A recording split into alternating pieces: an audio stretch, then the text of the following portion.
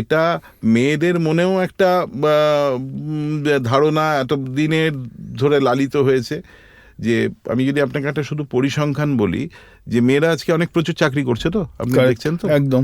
কিন্তু আপনি যদি দেখেন যে পরিসংখ্যান দেখা যাচ্ছে, আমাদের দেশের 72% মানুষ বা মহিলারা, আর কি 72% মহিলারা, তারা কিন্তু ভাবেন যে বৃদ্ধ বয়সে বা মানে অ্যাবাভ 60 or 65 সেই সময় তাদের রোজগার হচ্ছে কিন্তু তাদের বেটার হাফের, অর্থাৎ তার স্বামীর যে রোজগার সেটাই তার রোজগার।